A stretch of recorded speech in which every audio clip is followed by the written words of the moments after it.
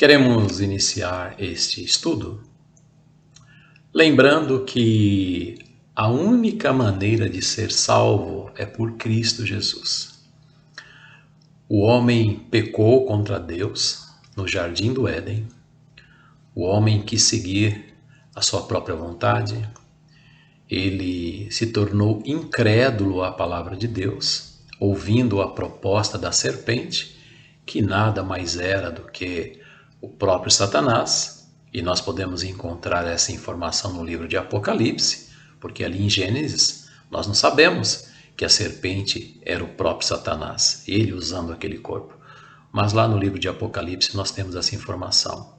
A serpente que estava no Éden, no jardim do Éden, era o próprio Satanás. Então o pecado entrou na vida do homem.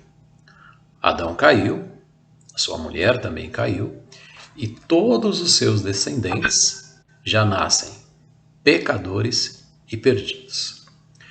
Temos dito que a pessoa, para receber a justa condenação eterna, ela não precisa fazer nada, porque ela já nasce condenada. É necessário que ela faça alguma coisa para não ser salva, ou melhor, para ser salva e não ser condenada. E o que ela precisa fazer? Confiar na palavra de Deus, se arrepender de seus pecados, confessá-los diante do Senhor e receber Jesus Cristo como o seu único e suficiente Salvador. Abandonando qualquer vento de doutrina, qualquer outra proposta religiosa deve ser abandonada, porque o nosso Salvador é Jesus. Ele é único, é perfeito. Ele é o Cordeiro de Deus que tira o pecado do mundo. E nós podemos encontrar essa informação lá no Evangelho de João, capítulo 1, versículo 29.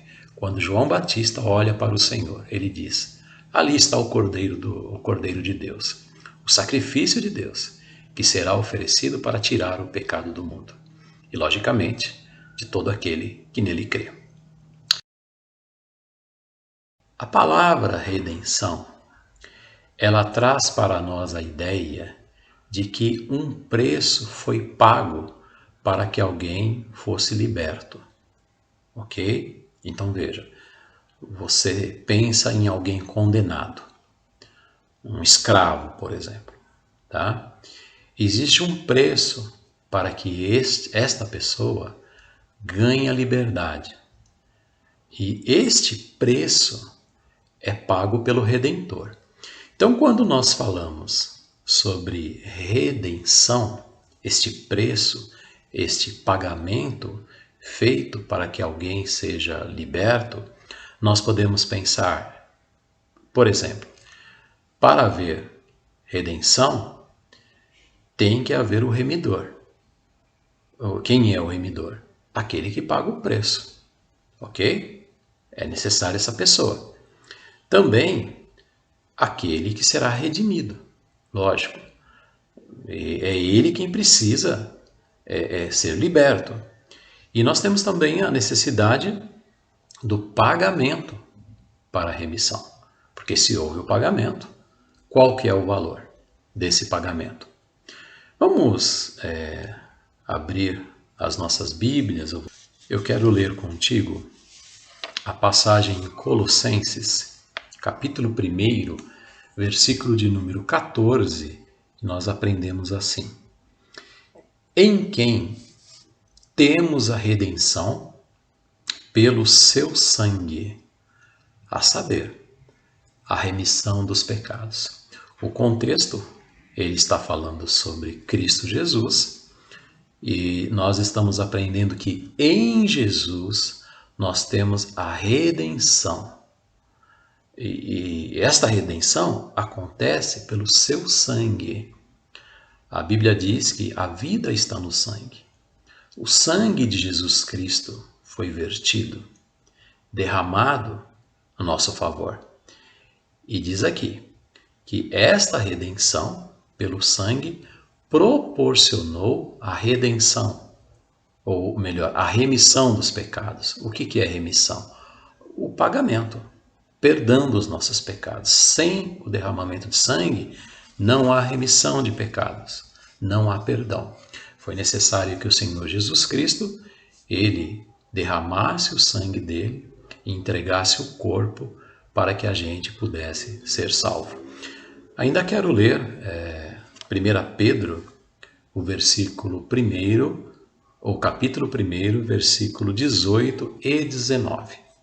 Nós aprendemos assim: sabendo que não foi com coisas corruptíveis, como prata ou ouro, que fostes resgatados da vossa vã maneira de viver, que por tradição recebestes dos vossos pais, mas com o precioso sangue de Cristo, como de um cordeiro imaculado e incontaminado.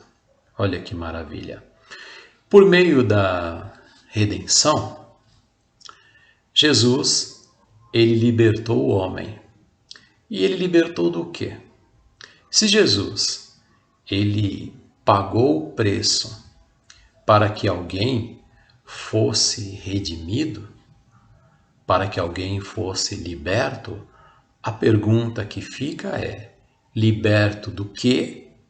E este valor que foi pago para quem? Eu creio que sejam boas perguntas que a gente pode fazer pensando neste aspecto de redenção. Então vamos lá.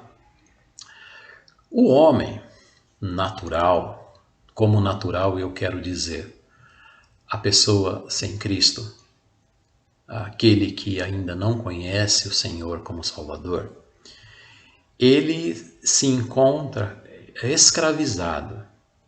Ele é verdadeiramente um escravo. E ele é um escravo deste mundo doentio, deste sistema de coisas. Ele é um escravo do pecado. E este escravo, ele um dia vai receber a condenação. Então, olha que coisa, que interessante. Ele precisa sair, ou ele precisa ser liberto desta realidade. E para ele ser liberto, o único que pode pagar o preço seria alguém que não é como ele. Não é como ele? Como assim? Alguém que não seja pecador. Porque se ele tem uma dívida e esta dívida é o fato dele ser um pecador, um outro pecador não poderia pagar o preço. Por que não pode pagar? Porque essa pessoa também necessitaria de redenção. Necessitaria que alguém pagasse o preço por ele. Bom, aí nós encontramos a figura maravilhosa do nosso Senhor Jesus Cristo. Por quê? Ele, por ser perfeito, por não ter se contaminado, inclusive no versículo 19 de 1 Pedro, que nós lemos capítulo 1, nos diz, como de um cordeiro imaculado e incontaminado. Ou seja, ele não precisa de redenção para ele, mas ele pode proporcionar, não pode, na verdade, ele é o único que proporciona a redenção de todo aquele que é escravizado pelo pecado. É como se a pessoa estivesse algemada. Ela está em um lugar, espiritualmente falando, em que ela não tem o favor de Deus, porque o Pai, ele é santo, perfeito, imaculado. Ele não pode ter comunhão com o pecador. Como resolver este impasse, este problema do homem? Pela pessoa de Jesus Cristo. Ele paga. E como que ele paga? Ele foi até a cruz e ele derramou o sangue dele, como nós vimos nos versículos. Ele derramou o sangue dele precioso para que nós, então, pudéssemos ser libertos. E para quem que ele pagou o preço da redenção? Quem que recebeu esse pagamento? Bom, você vai encontrar pessoas dizendo que Jesus Cristo pagou o preço para o diabo. Então, neste raciocínio, neste entendimento, Jesus teria chegado diante do diabo e mostrado as perfurações no seu próprio corpo, o sangue que foi derramado, e dizendo assim: olha, aqui está o pagamento para que as pessoas que creem em mim, elas ganhem a liberdade. Isso é uma heresia.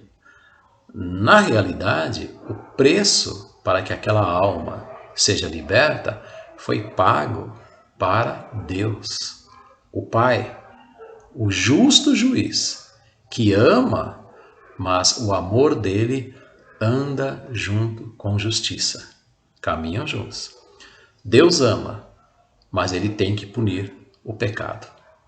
Veja que interessante também. O pecado que o homem cometeu foi no Jardim do Éden. E como Deus é um Deus eterno, este pecado não poderia ser pago por alguém que não fosse eterno, somente Deus. Porque é por toda a eternidade o pecado. Então o Deus eterno, ele se fez homem, ok? Ele se fez homem, morreu no nosso lugar, para que este pecado eterno, ele pudesse então ser perdoado, para que o homem pudesse ter vida eterna. Entende? Detalhe, quando a gente lê o Antigo Testamento, pensando ali, por exemplo, de Boaz, que num determinado momento ele foi um remidor, a gente encontra nos livros do Antigo Testamento algumas condições do remidor, para que ele pudesse ter a condição, então, de remir certa pessoa. Por exemplo, ele teria que ser uma pessoa que não precisasse de remissão. Jesus não precisa de remissão. Por quê? Porque ele não é pecador. Então, perfeito. Outro detalhe. Teria que desejar remir. Então, veja, a pessoa ela poderia remir, mas se ela não quisesse remir, ninguém poderia obrigá-la. Mais uma vez a gente pode ver esse aspecto na pessoa de Jesus. Ele desejou morrer em nosso lugar. Ele não brigou com o Pai. Ele se colocou à disposição, antes mesmo da fundação do mundo, para que pudesse ser oferecido como nosso sacrifício. Um detalhe também muito interessante é que o remidor, ele deveria ter condições para remir. Quando a gente pensa em condições, é pagar o preço, cada um dentro da sua realidade. No caso de Jesus Cristo, as condições que ele teria que ter, e ele teve e tem de maneira perfeita, é o fato dele não ser pecador. E por ele não ser pecador, ele pode se entregar no lugar de todo aquele que nele crê. Na verdade, ele se entrega por todos, mas é válido para aquele que nele crê. E um detalhe, eu deixei por último esse daqui, das características do remidor que nós podemos encontrar no Antigo Testamento, é a seguinte: o remidor, ele deveria ser parente, ele deveria ter um grau de parentesco para remir determinada pessoa. É muito interessante que Jesus Cristo, ele também cumpriu esta necessidade para se tornar o remidor. Como assim? É que ele se tornou o nosso parente. E se não bastasse ele ter condições de remir, ele desejar remir e não precisar de remissão, por ele não ser pecador, então ele não precisaria que ninguém o remisse, ele também se tornou o nosso parente quando ele se fez homem. Partindo por esses aspectos, nós podemos compreender então que um anjo, ele não poderia morrer no nosso lugar. Ele não poderia nos remir. Por quê? Porque partindo deste entendimento que existiam exigências para que o remidor ele agisse remindo alguém, o remidor, no nosso caso, teria que ser então parente. Ser parente é ser homem. a gente percebe a perfeição, como a Bíblia ela se encaixa, tudo perfeito. E Jesus se fez homem e ele nos remiu. Ele pagou o preço. Ele foi até a cruz, aquela cruz maldita, e ali ele se entregou no nosso lugar. A gente entende que, embora os filmes que assistimos tratando do assunto sobre, entre aspas, a paixão de Cristo, a morte dele na cruz, sempre são filmes apelativos e mostram o sofrimento físico de Cristo. E, logicamente, ele sofreu, e nós entendemos que mais ainda do que a gente pensa. Ele foi chicoteado, não qualquer chicote, mas a pele dele foi rasgada. Ele foi esmurrado, cuspido, ele foi envergonhado. A gente percebe um profundo senso pelos soldados de quererem menosprezar o nosso Senhor, ridicularizarem a ele. Ele carregou o próprio madeiro, ele teve a via sacra dele em Jerusalém, o sangue desceu. Contudo, esta não foi a maior humilhação de Jesus Cristo. Embora, sim, ele foi humilhado, foi cuspido. Mas pensando na perfeição do Senhor, no caráter dele, o Altíssimo, o Criador dos céus e da terra, aquele em quem não há injustiça, não há inverdade, ele, a partir do momento que se fez homem, ele se humilhou. Como diz em Filipenses capítulo 2 e também Hebreus capítulo 2, o nosso Senhor se fez semelhante aos homens. Veja, ele se tornou parente. E ele se fez menor que os anjos. Tudo isto para agir em função de ser o nosso Salvador. Esta humilhação fez com que ele nascesse em um lugar fétido, possivelmente úmido, um lugar destinado aos animais e para cumprir profecias. Tudo isto por amor. Infinito amor, perene amor. Ele se fez homem.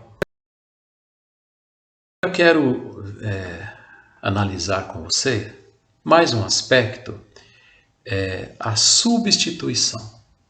Substituição. A palavra em si, substituição, significa alguém tomando o lugar de outro. Ok? Jesus tomou o nosso lugar? Sim, ele fez isto. Vamos ler 2 aos Coríntios, capítulo 5, e o versículo de número 15. Nos ensina assim: E Jesus morreu por todos, para que os que vivem não vivam mais para si, mas para aquele que por eles morreu e ressuscitou. Olha as verdades que nós podemos encontrar neste versículo. Ele morreu por todos, ou seja, no lugar de todos. No finalzinho do versículo, nos diz, mas para aqueles que por eles morreu e ressuscitou. Então Jesus morreu por nós. Quem merecia morrer? Era você que merecia morrer. Eu merecia morrer. Alguém já disse que a cruz de Jesus Cristo, na verdade, ela deveria ser minha. Eu deveria carregar. Então, Jesus, ele foi até a cruz e ele tomou o lugar que pertencia ao pecador. Não estou dizendo que todos morreriam na cruz. Nós estamos pensando no aspecto da morte. Jesus foi ali, na cruz, ele se entregou e ele morreu no meu lugar Por quê? Porque quem merecia morrer? Sou eu? Você? A Bíblia diz que, em Romanos 6,23, que o salário do pecado é a morte, mas o dom gratuito é a vida eterna, por meio de Jesus Cristo, o nosso Senhor. Ou seja, neste aspecto da substituição, Jesus não merecia morrer. A cruz que foi entregue para Jesus morrer não foi uma cruz que o carpinteiro fez para ele. Ninguém disse assim: olha, faça uma cruz para Barrabás, para os 2 ladrões e uma cruz para Jesus, ou seja, 4 cruzes. Não. Foram feitas 3 cruzes, uma para Barrabás e 2 para os outros 2 ladrões. Quando o povo escolheu que Barrabás deveria ser solto e Jesus Cristo deveria ser crucificado, não havia uma cruz, digamos, com o nome de Jesus Cristo, reservada para ele. O Barrabás foi liberto e quem sabe alguém perguntou, bom, e a cruz que foi destinada para ele? Rapidamente pensaram, não, Jesus será crucificado nela. Por quê? Será crucificado nesta cruz. Por quê? Porque o povo escolheu assim. Ou seja, a cruz que ele carregou foi uma cruz alheia. Não foi preparada para ele. E isto nós entendemos muito bem, porque nunca se preparou uma cruz para aquele que era perfeito. Então, a cruz que o nosso Senhor carregou foi para nos substituir. Ele nos substituiu. Nós merecíamos a morte e ele morreu no nosso lugar. Glória a Deus por isto. Glória a Deus por isto. Obrigado, Senhor. Obrigado, Jesus. Nós agradecemos porque o Senhor olhou para nós com olhos de amor. E o plano perfeito do Pai, o Senhor Jesus Cristo aceitou. E nós temos esperança. A esperança do cristão não é talvez aconteça. Não. A esperança do cristão a Bíblia diz que um dia nós estaremos com o Senhor. E nós só estamos aqui aguardando. Então, a nossa esperança é concreta. Nós só estamos aguardando.